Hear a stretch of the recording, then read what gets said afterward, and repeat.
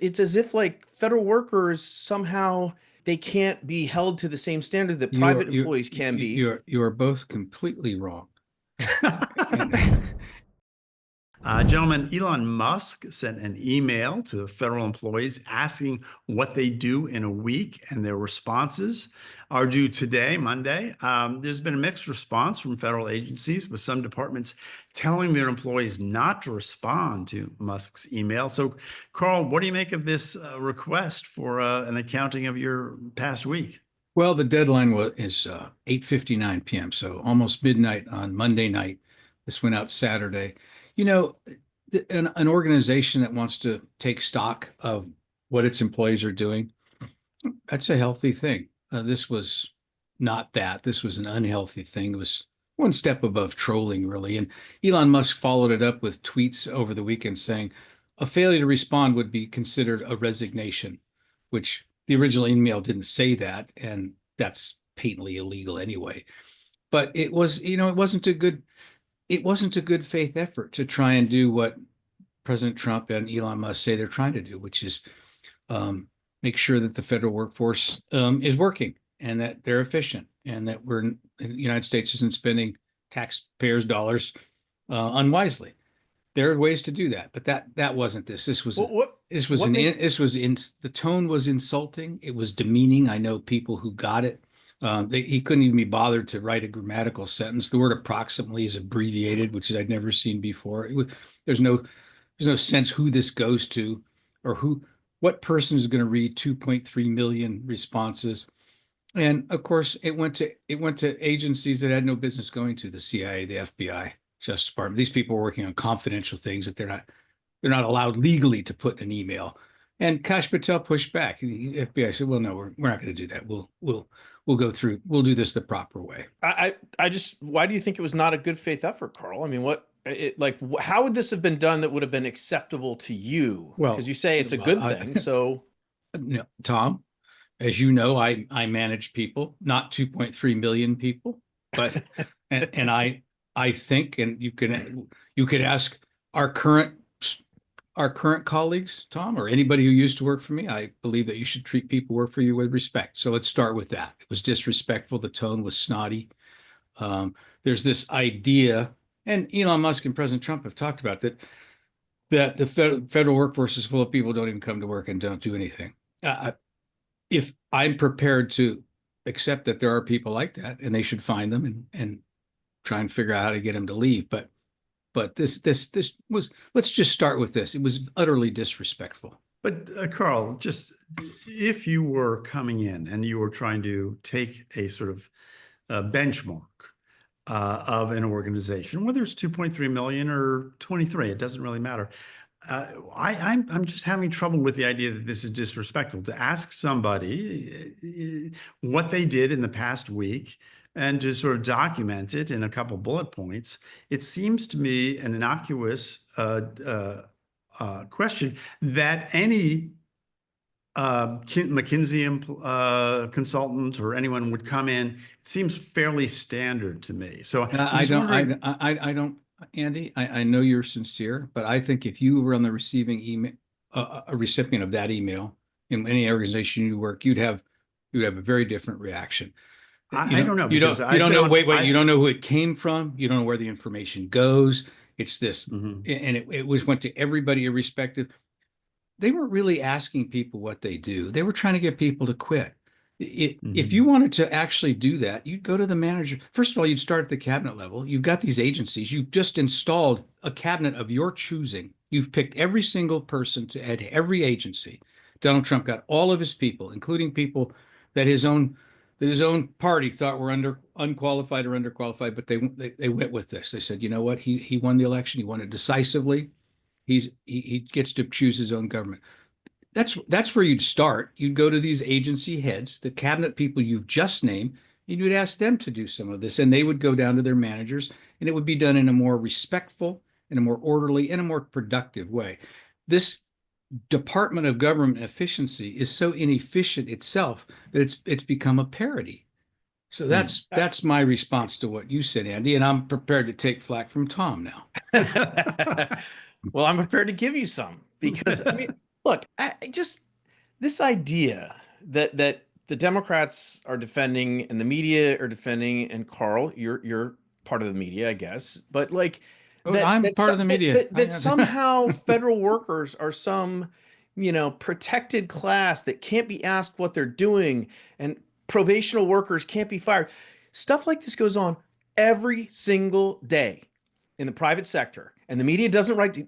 Thousands of people get laid off. They just got laid off from Southwest Airlines and from Meta and from all these other places, and the media doesn't sit down and write stories about like, oh, so and so worried about what they're going to do next, and there's a lot of anxiety, and oh my gosh, like maybe they should be doing that, but they don't do that.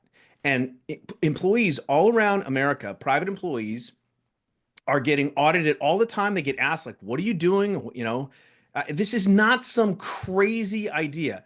Maybe it wasn't executed properly or to the, stylistically the way you'd like it, Carl, but I agree with Anna. This is not some radical, crazy idea. And it's as if like federal workers somehow, they can't be held to the same standard that private employees can be. You are both completely wrong. but Tom. Oh, and by the way, one more point before I forget. Yeah. I'm going to forget this because okay, go ahead. This previous administration, there's all this talk about like the purge at the DOD and all. And we're cutting people willy-nilly. Carl, you use that phrase there. Oh, and we're going to cut people that are actually doing important things. The previous administration wholesale fired thousands and thousands and thousands of employees without knowing who they were. All they know is they didn't take the vaccine. Therefore, they could not be employed. Didn't matter if you were manning the nuclear codes or wiping the floor at the Defense Department, you were out of a job, and the media didn't give a shit. Well, Tom, I thought that was horrible and said so on our show. So but I wasn't. Wait. I wasn't. Not for that reason, Carl. Yeah. I don't. All right. Wait. One last point here. Okay. Tom and you, Andy, have both compared this to the private sector. I have written, and Tom says the media doesn't write about this. Well, I wrote about it, and I wrote about it for our website, long pieces about how this is why it's one of the reasons why Donald Trump got elected. It's why Bernie Sanders almost got the nomination. These corporations in which these CEOs paid themselves $50 million golden parachutes and moved jobs to Mexico while, and cutting off jobs while giving themselves these great pay raises and firing all these people. I don't think that's very good. I think young people today have a very dim view of free market capitalism, free market. And this is one reason is the abuses in the private sector. That's okay. We're talking about apples, Carl. That's not what we're talking about. Tom, you brought it up. You said, wait. Tom, I'm not disagreeing with you, Carl, but that's not what we're talking about. We're talking about a manager asking employees, like, what are you doing? Like, what have you been doing last week? Yeah. Federal employees do not have, it shouldn't be. Andy's lost total control of the show. Well, that's okay. I know. I'm going to ask you, I want to talk about. Wait. These are not. Shut off your mic, Carl. These are not lifetime appointments, these civil service jobs. They shouldn't be seen that way. I get that.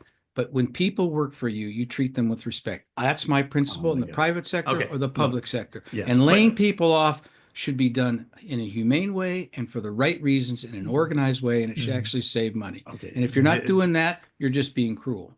Okay, but the question, let's talk about two things. First of all, the question of what you did in the last 5 days is, to me, seems a completely legitimate question that anyone evaluating the performance of an organization would ask. I do not understand why there's this huge, reaction to it. Plus, I just want to bring up the politics of this. Mark Penn, we all know, he's on Fox. He has a new poll, overwhelming support for cutting government spending. 70% say that waste, fraud, and abuse is a problem. Musk is about at even. He's about 50-50. But the mission that he's on, this is according to Penn, seems to Americans generally that it's something that needs to be done. And I think that relates in part, Carl, to the idea that everyone who's in the private sector, the rest of us, not the 2 points, are, we've lived through this. We've been laid off. We've had to, or if you're a manager, you've had to lay people off. It's painful, but it's a fact of life. It's part of the system that makes America. You cannot have a system where people just are employed for forever and there's no accountability. Well, I agree Well, with that, but I just think, you guys, what you guys seem to be saying is that private sector people are treated crappy too. My response is that's I'm not in favor of that. I think workers should be treated with dignity and respect. And I don't mean to sound like a Marxist here, but You sound a little bit like a Marxist. well, but look, laying people off, losing your job is a hard thing. Laying somebody off is a hard thing. This should be done as a last resort. And Carl. it shouldn't be done. I think You that Elon Musk got the wrong lesson from Twitter. He bought this company. He got all this resistance from the liberals. He's restored free speech to this platform. I applaud that. But it turns out that was one of the great feather bedding companies of all time. He laid off all these people and was still able to turn out a good product. I don't know that that's true in all these government agencies. I suspect it isn't. But if it's going to be done, as I keep saying, it should be done through the channels with the managers, with the people who already know what these people are doing. We're not saying that private sector employees are treated crappy, Carl. We're saying the inverse of that, which is federal employees should not be treated somehow put on a pedestal or bubble wrapped because they can't answer an email that would literally take 2 seconds. In fact, it'd take 2 minutes. And in fact, someone actually on X used Grok, the AI that Elon Musk developed. It's typed in there like, give me 5 things that I could say that I was doing and no one would be able to verify. And it pumped out 5 things. And Elon Musk retweeted that and said, with like laughing about like, that's all it would take. Oh, Elon Musk also tweeted out this meme of federal workers crying about Elon Musk and whining and stuff. He's shown contempt for the federal workforce, and you shouldn't pretend that that's not Carl, true. this is the amount of like Contempt. bitching and moaning that has showed. gone on over this email. If we had taken all of that stuff, all the time that it took for all the complaining about the email, we could have, every single employee could have written that email, and this would be a non thing. But about apparently, Tom, but I did it on Saturday in my own time. Tom. Okay. Well, just so you know, Undersecretary of Defense for Personnel and Readiness, Darren Selnick, at the DOD said in a statement, when and if required, the department will coordinate responses to the email you have received. This is what he sent to people from the OPM. For now, please pause any response to the OPM email titled, "What did you do last week?" So Tulsi Gabbard did something similar. Yeah. Right. So there are people, Tom, I guess, just to point out that there are people within the bureaucracy who are pushing against this because they feel that it's somehow inappropriate.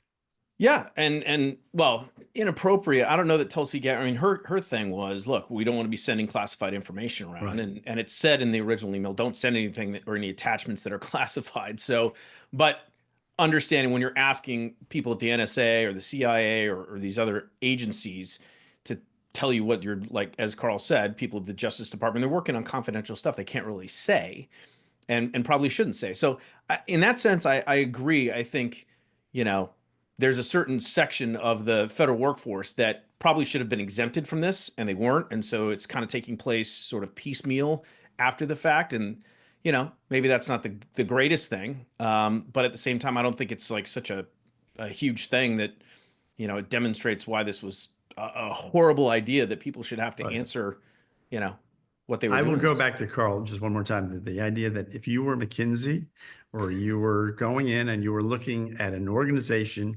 this seems to me the kind of question you would ask. It just seems to me like a basic question. I don't understand why it is so offensive to you that someone would ask you or me or Tom or anybody in any organization, hey, what did you do for the last 5 days?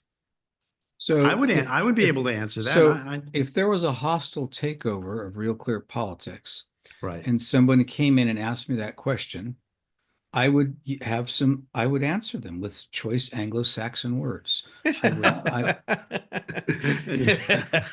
might not. Here are your 5 things. The transition. Yeah. I would tell them 5 things they can do that are anatomically impossible. All right.